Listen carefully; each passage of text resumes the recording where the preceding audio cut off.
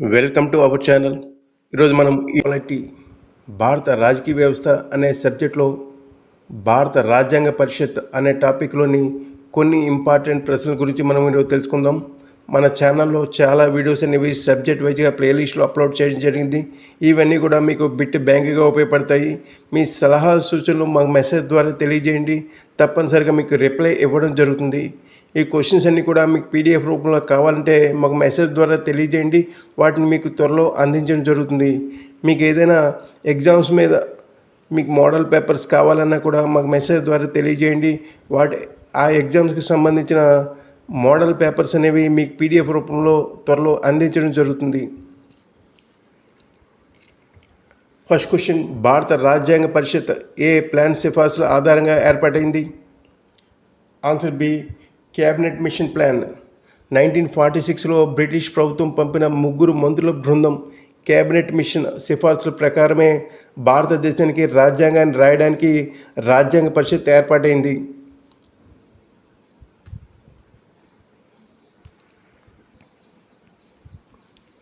రాజ్యాంగ పరిషత్ యొక్క తాత్కాలిక అధ్యక్షుడిగా డిసెంబర్ 9, 1946న ఎవరు ఎన్నికయ్యారు? Answer C, doctor Sachchidananda Sinha.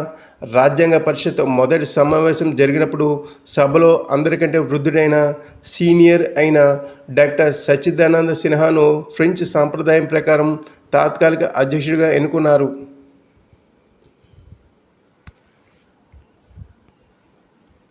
రాజ్యాంగ పరిషత్ యొక్క శాశ్వత అధ్యక్షుడిగా ఎవరు ఎన్నికయ్యారు? ఆన్సర్ ఏ, డాక్టర్ రాజేంద్ర ప్రసాద్. మొదటి సమావేశం జరిగిన 2 రోజుల తర్వాత అనగా 1946 డిసెంబర్ 11న డాక్టర్ రాజేంద్ర ప్రసాద్ను ఏకగ్రీవంగా శాశ్వత అధ్యక్షుడిగా ఎన్నుకున్నారు. ఈయనే తర్వాతి కాలంలో భారతదేశ తొలి రాష్ట్రపతి అయ్యారు. డాక్టర్ రాజేంద్ర ప్రసాద్ భారతదేశానికి తొలి రాష్ట్రపతి అయ్యారు.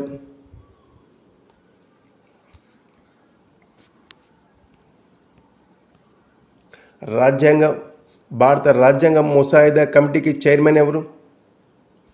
Answer B, doctor BR Ambedkar. రాజ్యాంగ పరిషత్ కమిటీలన్నింటిలోకి అత్యంత ముఖ్యమైనది ముసాయిదా కమిటీ. రాజ్యాంగాన్ని రాయడం దీని ప్రధాన బాధ్యత. దీనికి చైర్మన్గా డాక్టర్ బిఆర్ అంబేద్కర్ వ్యవహరించడం వల్లనే ఆయనను రాజ్యాంగ శిల్పి అని పిలుస్తారు.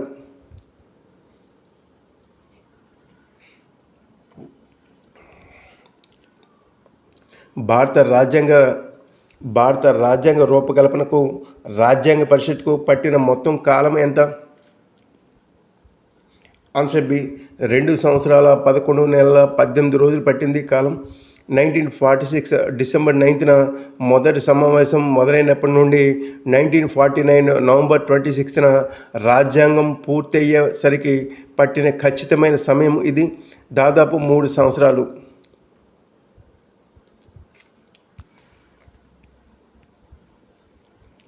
రాజ్యాంగ పరిషత్తులో చారిత్రాత్మక అంశాల తీర్మానాన్ని నెహ్రూ ఎప్పుడు ప్రవేశపెట్టారు? Answer C, 13th December 1946. Jawaharlal Nehru ప్రవేశపెట్టిన ఈ ఆశయాల తీర్మానం ఆధారంగానే మన రాజ్యాంగం ఎలాంటి ఆదర్శాలతో నడవాలో నిర్ణయించారు. ఇదే తర్వాతి కాలంలో మన రాజ్యాంగ ప్రవేశిక లేదా పీఠికగా మారింది. రాజ్యాంగ పరిషత్తులోని కేంద్ర రాజ్యాంగ కమిటీకి చైర్మన్ ఎవరు? Answer C, Jawaharlal Nehru. Committee పేరులో కేంద్రం లేదా కేంద్ర అధికారాలు అని వస్తే దానికి చైర్మన్ జవహర్లాల్ నెహ్రూ. ఈ క్వశ్చన్ చాలా కన్ఫ్యూజింగ్గా ఎగ్జామ్లో అడిగే అవకాశం ఉంది. కాబట్టి కమిటీ పేరు కేంద్ర లేదా కేంద్ర అధికారాలు అని వస్తే దానికి చైర్మన్ జవహర్లాల్ నెహ్రూ. అలాగే రాష్ట్రాలు ప్రాంతీయ అని వస్తే Sardar Vallabhbhai Patel chairman. Confusing question చూడండి. కమిటీ పేరులో కేంద్రం లేదా కేంద్ర అధికారాలను వస్తే దానికి చైర్మన్ ఎవరంటే జవహర్లాల్ నెహ్రూ. అలాగే రాష్ట్రాలు లేదా ప్రాంతీయ అని వస్తే దానికి చైర్మన్ ఎవరంటే సర్దార్ వల్లభాయ్ పటేల్ అని మీరు ఆన్సర్ ఇవ్వాలి.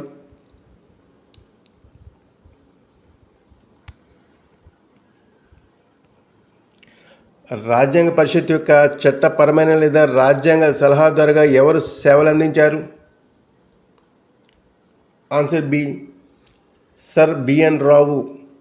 బిఎన్ రావు గారు రాజ్యాంగ పరిషత్ సభ్యుడు కాదు, కానీ ఆయన గొప్ప చట్ట నిపుణుడు. ఆయన పరిషత్కు ఉచితంగా సలహాదారుగా సేవలు అందిస్తూ రాజ్యాంగం యొక్క మొదటి ప్రాథమిక ముసాయిదాను తయారు చేశారు బిఎన్ రావు గారు.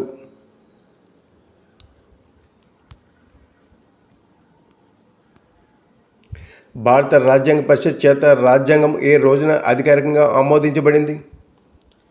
ఆన్సర్ బి 26 నవంబర్ 1949 అధికారికంగా ఆమోదించబడింది భారత రాజ్యాంగ పరిషత్.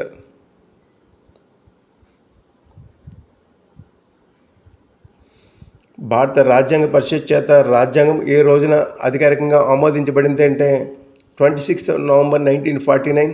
రాజ్యాంగ రచన పూర్తయి సభ దానిని ఆమోదించిన రోజు 1949 నవంబర్ 26.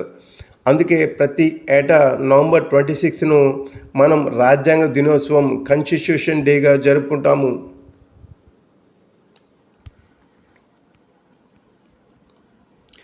రాజ్యాంగ పరిషత్ యొక్క చివరి సమావేశం ఎప్పుడు జరిగింది?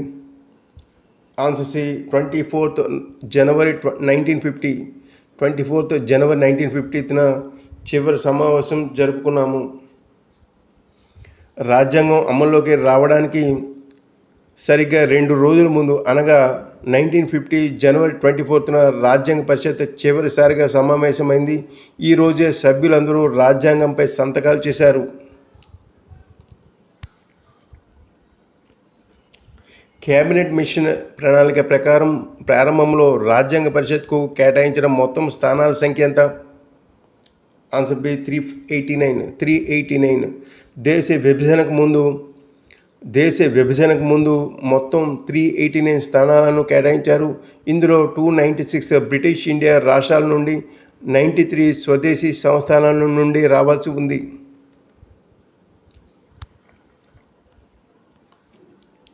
దేశ విభజన పాకిస్తాన్ విడిపోయిన తర్వాత భారత రాజ్యాంగ పరిషత్తులో మిగిలిన సభ్యుల సంఖ్య ఎంత? Answer C 299. 1947లో దేశ విభజన జరిగినప్పుడు పాకిస్తాన్ ప్రాంతాలకు చెందిన సభ్యులు వెళ్ళిపోయారు. దానితో భారత రాజ్యాంగ పరిషత్ సభ్యుల సంఖ్య 389 నుండి 299కి తగ్గింది.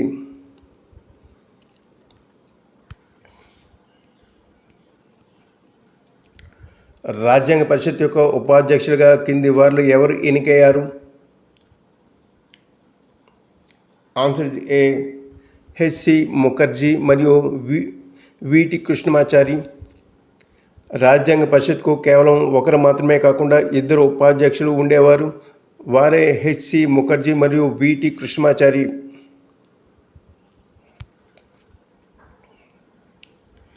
రాజ్యాంగ పరిషత్ చేత ముసాయిదా కమిటీ ఏ రోజున ఏర్పాటు చేయబడింది? Answer C 29th August 1947. భారతదేశానికి స్వతంత్రం వచ్చిన సరిగ్గా 2 వారాల తర్వాత అనగా 1947 ఆగస్ట్ 29న డాక్టర్ బిఆర్ అంబేద్కర్ చైర్మన్గా ఈ అత్యంత ముఖ్యమైన ముసాయిదా కమిటీ ఏర్పాటైంది.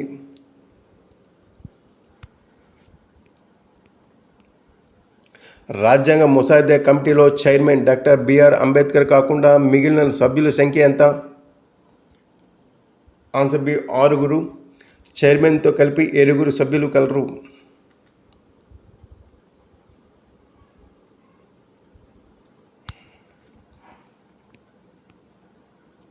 రాజ్యాంగ పరిషత్తులోని ప్రాథమిక హక్కులు మరియు మైనారిటీల సలహా కమిటీకి చైర్మన్ ఎవరు? Answer C Sardar Vallabhbhai Patel. ప్రాథమిక హక్కులు, మైనారిటీలు మరియు గిరిజన ప్రాంతాల సంక్షేమానికి సంబంధించిన ప్రధాన సలహా కమిటీకి సర్దార్ వల్లభాయ్ పటేల్ చైర్మన్గా వ్యవహరించారు. దీని కింద ఉన్న ప్రాథమిక హక్కుల సబ్ కమిటీకి జేబీ కృపలాని చైర్మన్గా ఉన్నారు.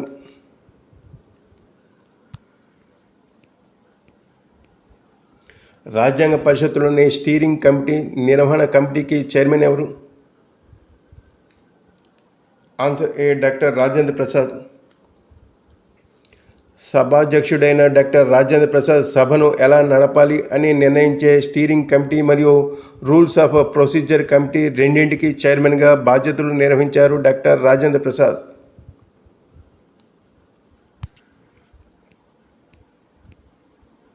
భారత రాజ్యాంగ పరిషత్ మన జాతీయ పతాకాన్ని ఏ రోజున ఆమోదించింది?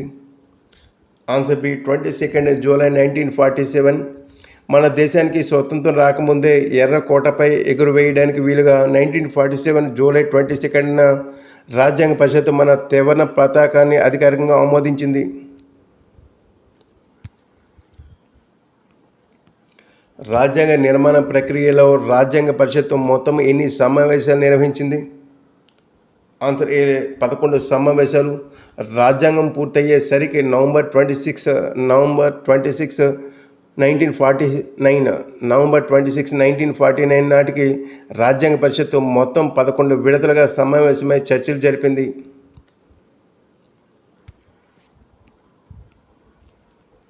రాజ్యాంగ పరిషత్ తాత్కాలిక పార్లమెంటుగా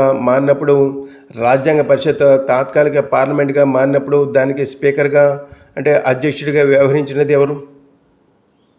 ఆన్సర్ బి జీవి మౌలాంకర్. రాజ్యాంగ పరిషత్ 2 పనులు చేసింది. 1 రాజ్యాంగం రాయడం, దీనికి రాజేంద్ర ప్రసాద్ అధ్యక్షుడిగా ఉండేవారు. 2 చట్టాలు చేయడం, పార్లమెంటుగా వ్యవహరించడం. ఇది పార్లమెంటుగా సమావేశమైనప్పుడు జీవి మౌలాంకర్ అధ్యక్షత వహించారు.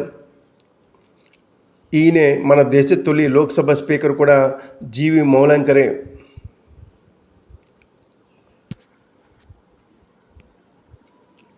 బ్రిటిష్ పాలనా కాలంలో ఏ ప్రాతిపదికన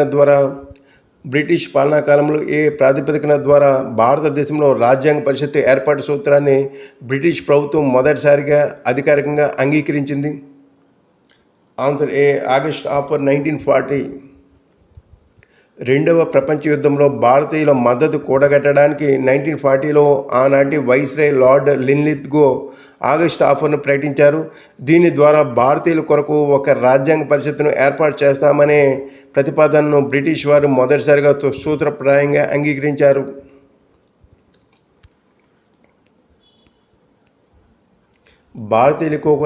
భారతీయులకు ఒక రాజ్యాంగ పరిషత్తు ఉండాలనే ఆలోచనను 1934లో మొదటిసారిగా అధికారికంగా ప్రతిపాదించిన భారతీయ కమ్యూనిస్టు ఉద్యమ నాయకుడు ఎవరు? ఆన్సర్ ఏ ఎంఎన్ రాయ్. భారతదేశానికి స్వతంత్రంగా రాజ్యాంగాన్ని నిర్మించుకోవడానికి ఒక కాన్స్టిట్యూయెంట్ అసెంబ్లీ ఉండాలనే ఆలోచనను 1934లో మొదటిసారిగా ఎంఎన్ రాయ్ ప్రతిపాదించారు. ఆ తర్వాత 1935లో ఇండియన్ నేషనల్ కాంగ్రెస్ ఐఎన్సి దీనిని అధికారికంగా డిమాండ్గా మార్చింది.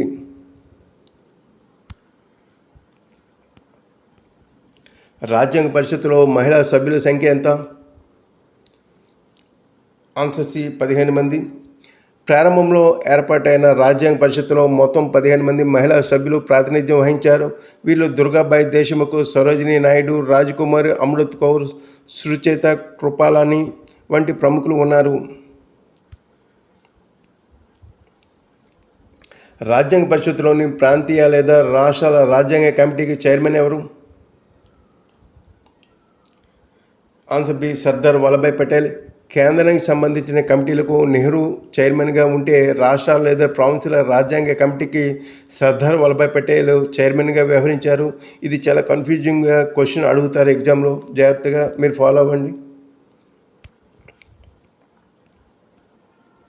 భారత రాజ్యాంగ పరిషత్ చేత జనగణమన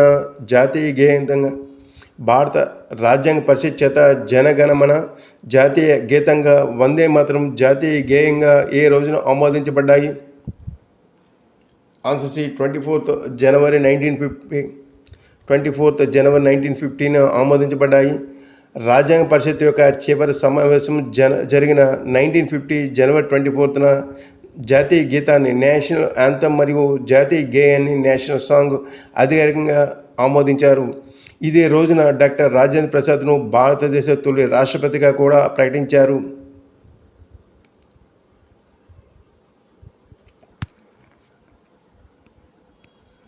రాజ్యాంగ పరిషత్ ఎన్నికలలో భారత జాతీయ కాంగ్రెస్ ఐఎన్సి బ్రిటిష్ ఇండియాకు కేటాయించిన 296 స్థానాలలో ఎన్ని స్థానాలను గెలుచుకుంది? ఆన్సర్ ఏ 208 స్థానాలు గెలుచుకుంది. 1946 జూలై ఆగస్టులో జరిగిన రాజ్యాంగ పరిషత్ ఎన్నికలలో కాంగ్రెస్ పార్టీ అత్యధికంగా 208 స్థానాలను గెలుచుకోగా ముస్లిం లీగ్ పార్టీ 73 స్థానాలను దక్కించుకుంది. మిగిలిన స్థానాలు ఇతరులకు వచ్చాయి.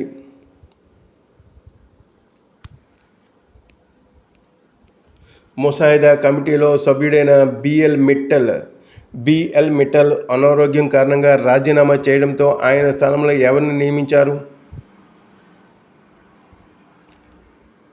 ఆన్సర్ ఏ, ఎన్ మాధవరావు. ముసాయిదా కమిటీలో మధ్యలో మార్పులు జరిగాయి. చాలా ఇంపార్టెంట్ క్వశ్చన్ ఇది. ముసాయిదా కమిటీలో మధ్యలో మార్పులు జరిగాయి.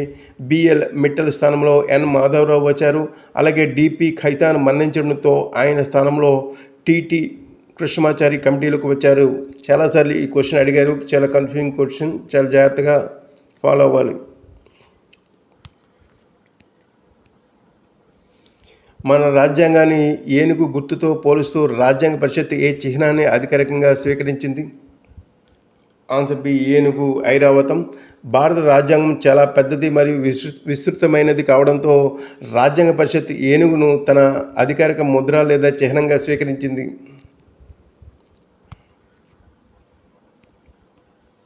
రాజ్యాంగ పరిషత్కు ముఖ్య డ్రాఫ్ట్స్మెన్గా వ్యవహరించింది ఎవరు? ఆన్సర్ ఏ, బిఎన్ రావు. రాజ్యాంగ సలహాదారు కాగా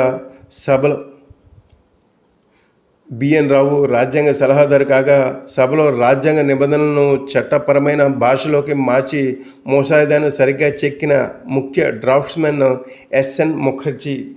ఎస్ఎన్ ముఖర్జీ హెచ్విఆర్ అయ్యంగర్ రాజ్యాంగ పరిషత్ సెక్రటరీగా పనిచేశారు.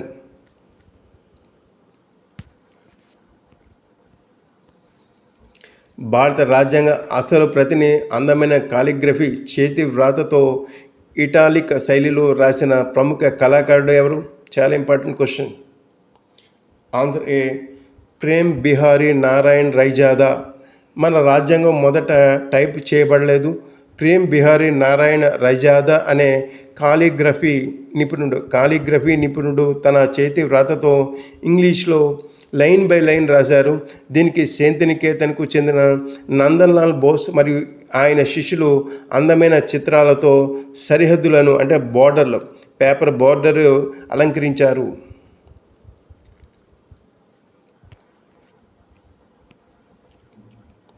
రాజ్యాంగ పరిషత్తులో ప్రాథమిక హక్కుల ఉప కమిటీకి చైర్మన్గా వ్యవహరించినది ఎవరు? ఆన్సర్ ఏ, జేబి కృపలాని.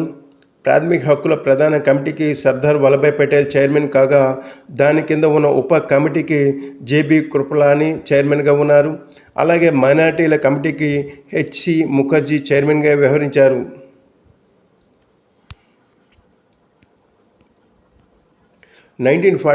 ఆగస్టు 15న భారతదేశానికి స్వతంత్రం వచ్చిన తర్వాత రాజ్యాంగ పరిషత్ ఏ విధంగా రూపాంతరం చెందింది?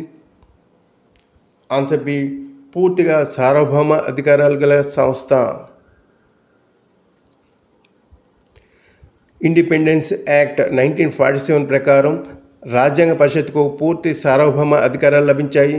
బ్రిటిష్ పార్లమెంట్ చేసిన ఏ చట్టాన్నైనా మార్చే లేదా రద్దు చేసే అధికారం దీనికి దక్కింది.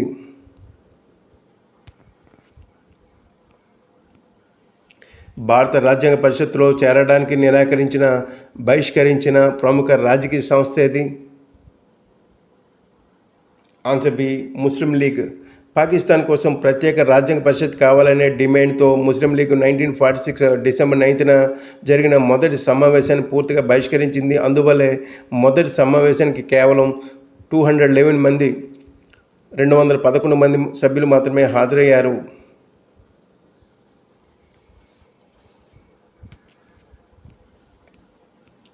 రాజ్యాంగ పరిషత్ మొదటి సమావేశానికి 9th డిసెంబర్ 1946 తాత్కాలిక అధ్యక్షుడిగా డాక్టర్ సచ్చిదానంద సిన్హా పేరును ఎవరు ప్రతిపాదించారు? ఆన్సర్ బి, ఆచార్య జేబి కృపలాని. సభ ప్రారంభం కాగానే సభలోని అత్యంత పెద్దవారైన డాక్టర్ సచ్చిదానంద సిన్హాను తాత్కాలిక అధ్యక్షుడిగా కూర్చోబెట్టాలని ఆచార్య జేబి కృపలాని ప్రతిపాదించారు. అందరూ దానికి అంగీకరించారు.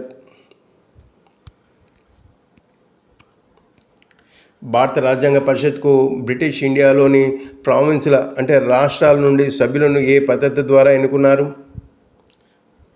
Answer B. రాష్ట్రాల శాసనసభ సభ్యుల చేత పరోక్ష ఎన్నిక.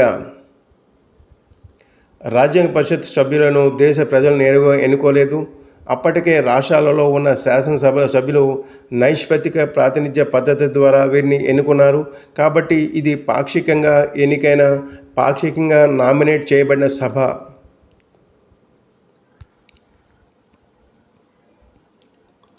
రాజ్యాంగ పరిషత్తు మొత్తం నిబంధనలపై 3 విడతలుగా చర్చలు జరిపింది. వీటిలో అత్యంత సుదీర్ఘంగా సాగిన విడత ఏది? Answer B. రెండవ రీడింగ్ 15 నవంబరు 1948, 15 నవంబర్ 1948 నుండి 17 అక్టోబర్ 1949 వరకు అత్యంత సుదీర్ఘంగా సాగింది. ఈ దశలోనే రాజ్యాంగంలోని ప్రతి నిబంధనపై క్షుణ్ణంగా చర్చలు జరిగాయి మరియు సుమారు 7,635 సవరణలు ప్రతిపాదించగా 2,473 సవరణలకు సభలో చర్చించారు.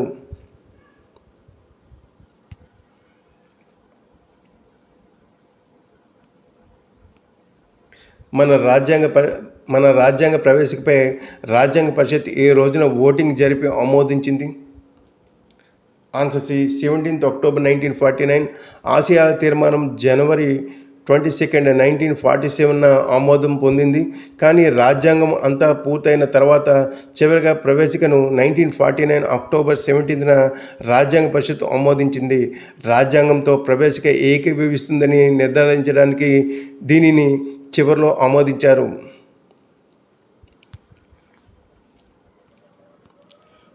రాజ్యాంగ పరిషత్ అనేది కేవలం ఒకే ఒక ప్రధాన వర్గానికి, హిందువులకు మాత్రమే ప్రాతినిధ్యం వహించిన సంస్థ అని విమర్శించిన బ్రిటిష్ రాజనీతిజ్ఞుడు ఎవరు? Answer B. లార్డ్ సైమన్ రాజ్యాంగ పరిషత్తును హిందువుల సభ అని విమర్శించారు. అలాగే విన్స్టన్ చర్చిల్ విమర్శిస్తూ ఇది భారతదేశంలోని ఒకే ఒక పెద్ద వర్గానికి ప్రాతినిధ్యం వహించింది అని వ్యాఖ్యానించారు.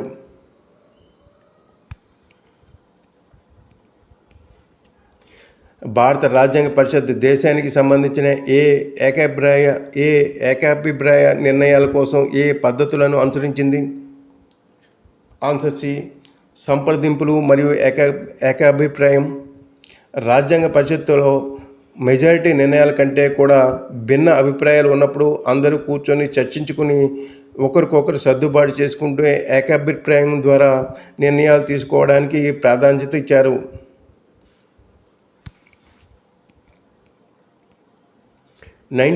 జనవరి 24న రాజ్యాంగ పరిషత్ చివరి సమావేశంలో మొత్తం ఎంతమంది సభ్యులు హాజరై రాజ్యాంగంపై సంతకాలు చేశారు? Answer B. 284 మంది. విభజన తర్వాత భారత రాజ్యాంగ పరిషత్తులో మిగిలిన మొత్తం సభ్యులు 299 మంది అయినప్పటికీ చివరి రోజున జనవరి 24, 1950 సభకు హాజరై రాజ్యాంగం అసలు ప్రతిపై సంతకాలు చేసిన సభ్యుల సంఖ్య 284 మాత్రమే.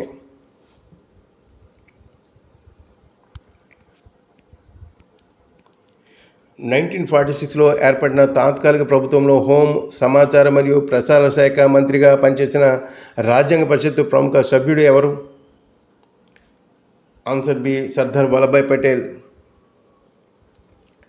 1946 సెప్టెంబర్ 2న ఏర్పాటైన తాత్కాలిక ప్రభుత్వంలో సర్దార్ వల్లభాయ్ పటేల్ హోం మంత్రిగా బాధ్యతలు చేపట్టారు.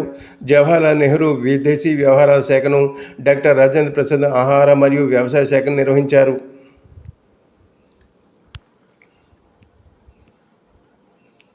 భారత రాజ్యాంగ పరిషత్తును ఒకే పార్టీ ఉన్న దేశంలో ఒకే పార్టీ సంస్థ అని, పరిషత్ అంటే కాంగ్రెస్ అంటే భారతదేశం అని విమర్శించిన అమెరికన్ రాజ్యాంగ నిపుణుడెవరు?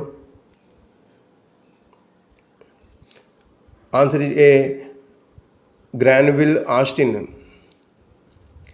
ప్రసిద్ధ బ్రిటిష్ అమెరికన్ చరిత్రకారుడు గ్రాన్విల్ ఆస్టిన్ తన ది ఇండియన్ కాన్స్టిట్యూషన్ అనే పుస్తకంలో ఈ వ్యాఖ్య చేశారు. రాజ్యాంగ పరిషత్తులో కాంగ్రెస్ పార్టీకి అత్యధిక మెజారిటీ ఉండడం వల్ల ఆయన అలా పేర్కొన్నారు.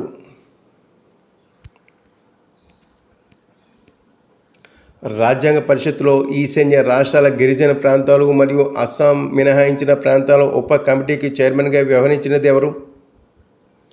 Answer B Gopinath బార్డోలాయ్.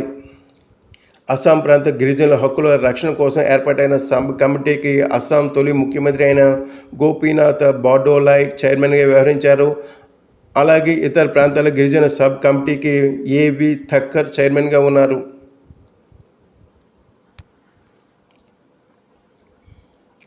రాజ్యాంగ పరిషత్ తాత్కాలిక పార్లమెంటుగా పనిచేస్తున్నప్పుడు అందులో మొదటి సవరణ చట్టం ఏ సంవత్సరంలో ఆమోదించబడింది? Answer B 1951. 1952లో మొదటిసారి ఎన్నికలు జరిగి అధికారిక పార్లమెంట్ ఏర్పడే వరకు రాజ్యాంగ పరిషత్ తాత్కాలిక పార్లమెంటుగా కొనసాగింది.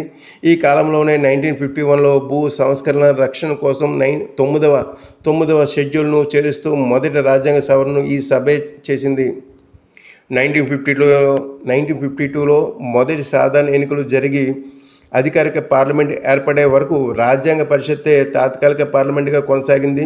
ఈ కాలంలో 1951లో భూ సంస్కరణల రక్షణ కోసం 9వ షెడ్యూల్ను చేరుస్తూ మొదటి రాజ్యాంగ సవరణను భారత రాజ్యాంగ పరిషత్తే చేసింది. భారత రాజ్యాంగ పరిషత్తే మొదటి రాజ్యాంగ సవరణ అనేది చేసింది.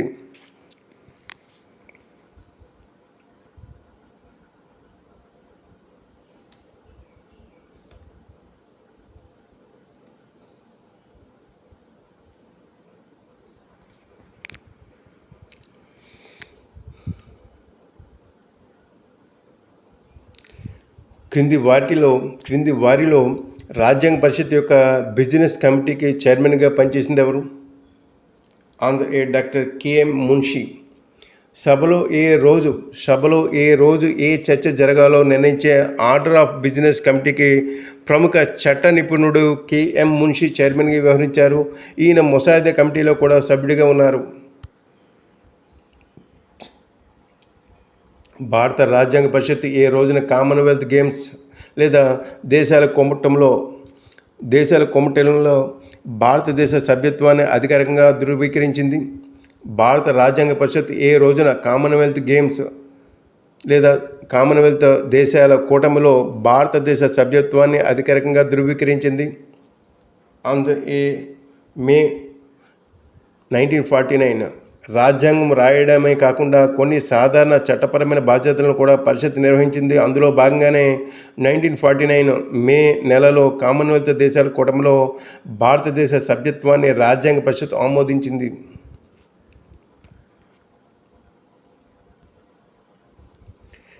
భారత రాజ్యాంగం యొక్క హిందీ అనువాద ప్రతిని అందమైన చేతివ్రాతతో కాలిగ్రఫీ చేసిన కళాకారుడు ఎవరు? ఆన్సర్ బి వసంత కృష్ణ వైద్య. ఇంగ్లీషు ప్రతిని ప్రేమ్ బిహారీ రాయ్గా రాజ్యాంగం యొక్క అసలు హిందీ ప్రతిని వసంత కృష్ణ వైద్య తన చేతి వ్రాతతో రాశారు. దీనిని కూడా నందన్లాల్ బోస్ తన చిత్రాలతో అలంకరించారు అందంగా.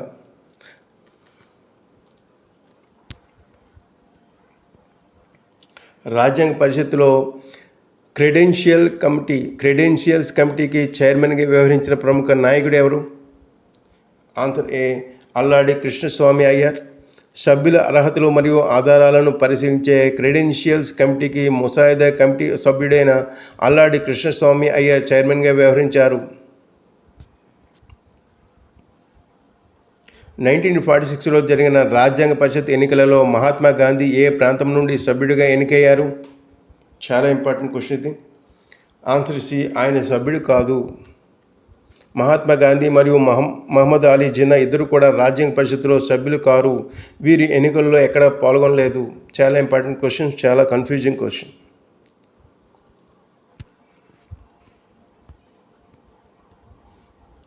భారత రాజ్యాంగ పరిషత్ యొక్క మొదటి సమావేశానికి 9th డిసెంబర్ 1946లో హాజరైన మహిళా సభ్యుల సంఖ్య ఎంత?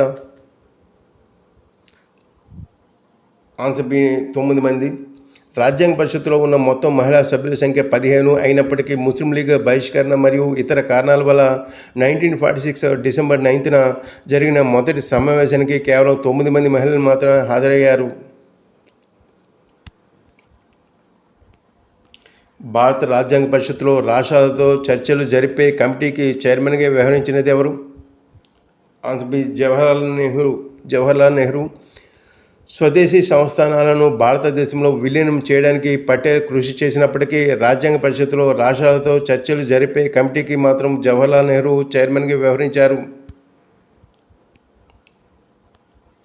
రాజ్యాంగ పరిషత్తులోని హౌస్ కమిటీకి చైర్మన్గా పనిచేసిన తెలుగు ప్రముఖుడు ఎవరు?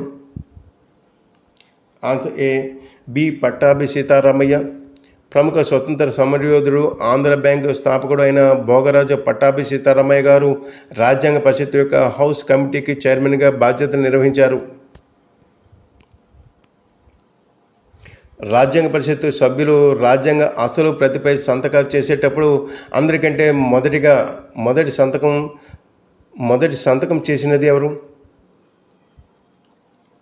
Answer B. జవహర్లాల్ నెహ్రూ. రాజ్యాంగ పరిషత్ సభ్యులు రాజ్యాంగ అసలు ప్రతిపై సంతకాలు చేసేటప్పుడు అందరికంటే మొదటిగా సంతకం చేసినది ఎవరు? జవహర్లాల్ నెహ్రూ. 1950 జనవరి 24న రాజ్యాంగ ప్రతిపై సంతకాలు చేసే ప్రక్రియ ప్రారంభమైనప్పుడు ఆనాటి తాత్కాలిక ప్రధానమంత్రి అయిన జవహర్లాల్ నెహ్రూ అందరికంటే మొదటి సంతకం చేశారు. సభాధ్యక్షుడైన రాజేంద్ర ప్రసాద్ చివరిలో సంతకం చేశారు. రాజ్యాంగ పరిషత్తులో జాతీయ పతాకానికి సంబంధించిన తాత్కాలిక లేదా అడ్హాక్ కమిటీకి చైర్మన్ ఎవరు? Answer B. Doctor Rajendra Prasad. చాలా పుస్తకాల్లో జాతీయ పతాక కమిటీకి జేబీ కృపలాని చైర్మన్ అని తప్పుగా ఉంటుంది. కానీ అధికారికంగా రాజ్యాంగ పరిషత్ ఏర్పాటు చేసిన అడ్హాక్ ఫ్లాగ్ కమిటీకి చైర్మన్గా డాక్టర్ రాజేంద్ర ప్రసాద్.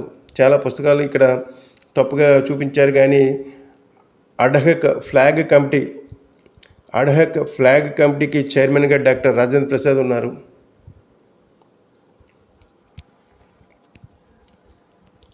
రాజ్యాంగ ముసాయిదాను పరిశీలించడానికి ఏర్పాటు చేసిన ప్రత్యేక కమిటీకి చైర్మన్గా ఎవరున్నారు? ఆన్సర్ ఏ. అల్లాడి కృష్ణస్వామి అయ్యార్. ముసాయిదా కమిటీ తయారు చేసిన రాజ్యాంగాన్ని రీచెక్ చేయడానికి లేదా పరిశీలించడానికి ఒక ప్రత్యేక కమిటీ ఏర్పాటైంది. దానికి మన మద్రాస్ ప్రావిన్స్ నుండి ఎన్నికైన ప్రసిద్ధ న్యాయవాది అల్లాడి కృష్ణస్వామి అయ్యార్ చైర్మన్గా వ్యవహరించారు.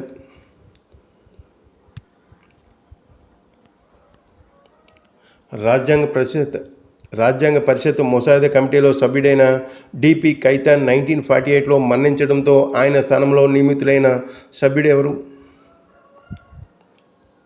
ఆంధ్ర ఏ. టిటి కృష్ణమాచారి. ముసాయిదా కమిటీలో జరిగిన రెండు ముఖ్యమైన మార్పులలో ఇది ఒకటి. ముసాయిదా కమిటీలో జరిగిన రెండు ముఖ్యమైన మార్పుల్లో ఇది ఒకటి. డిపి ఖైతాన్ మరణం తర్వాత టిటి కృష్ణమాచారి వచ్చారు. అలాగే బిఎల్ మిట్టల్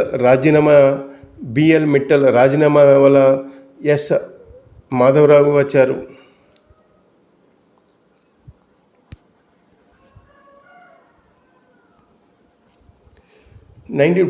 నాటి తాత్కాలిక ప్రభుత్వంలో ముస్లిం లీగ్ తరపున చేరి ఆర్థిక శాఖ మంత్రిగా పనిచేసింది ఎవరు?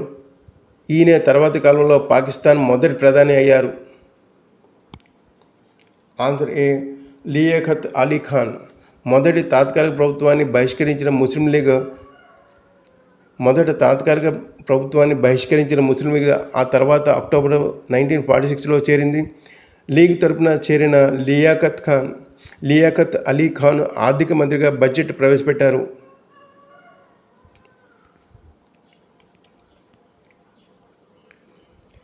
రాజ్యాంగ పరిషత్ చర్చల సమయంలో రాజ్యాంగం ఎంత బాగున్నా దానిని అమలు చేసేవారు చెడ్డవారైతే అది చెడ్డదిగా మారుతుంది అని వ్యాఖ్యానించినది ఎవరు? Answer B. Doctor BR Ambedkar. రాజ్యాంగం యొక్క చివరి రీడింగ్ ముగింపు సమయంలో అక్కడ జరిగిన ప్రసంగంలో 25 నవంబర్ 1949 డాక్టర్ బిఆర్ అంబేద్కర్ ఈ చారిత్రాత్మక వ్యాఖ్య చేశారు. రాజ్యాంగం విజయం అనేది దానిని నడిపే రాజకీయ నాయకుల నైతికతపై ఆధారపడి ఉంటుందని డాక్టర్ బిఆర్ అంబేద్కర్ ప్రసంగించారు.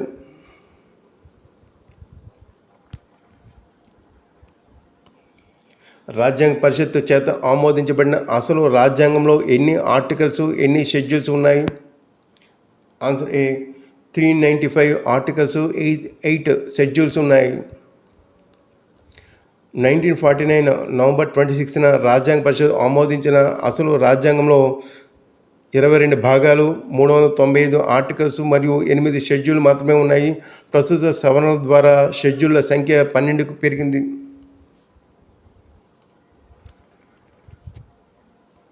Last question. రాజ్యాంగ పరిషత్ యొక్క